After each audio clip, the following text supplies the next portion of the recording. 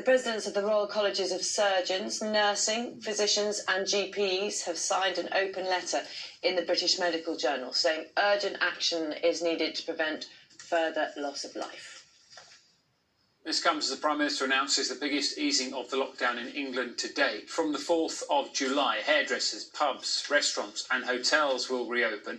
And many businesses are still waiting on delayed guidance on how to do that safely. The Chief Medical Advisor, Professor Chris Whitty, said the relaxation represents a reasonable balance of risk.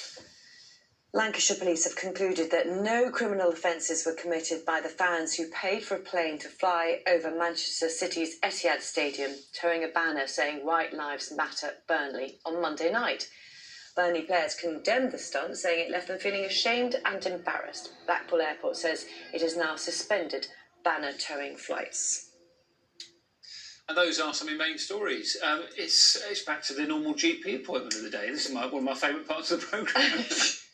Good, I'm glad to hear it. Yeah, our GP today is Dr. Alison Bolam. Morning to you. Thank you so much for joining us. Where should we even start? So there are these big changes in England. 2 metres is now 1 metre plus, so it has to be mitigating other things as well, so perhaps a mask or whatever. What difference is it going to make, do you think? I mean, big difference, isn't it? Good morning. Thank you for having me on BBC Breakfast.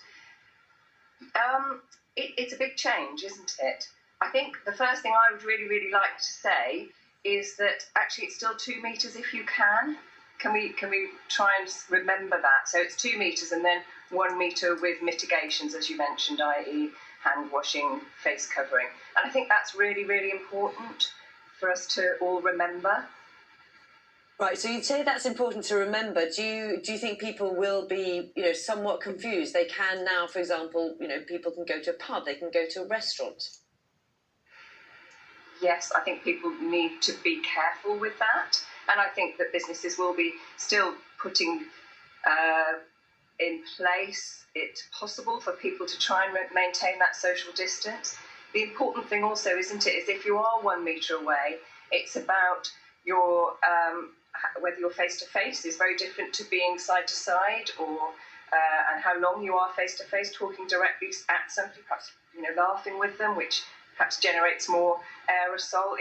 It's something that everybody needs to consider their own personal risk, and younger people have a much lower risk than older people, and maybe the ones that are more likely to go into the pubs, etc., very early on in the relaxation, i.e. on the 4th of July. Yeah, it's really interesting, isn't it, to sort of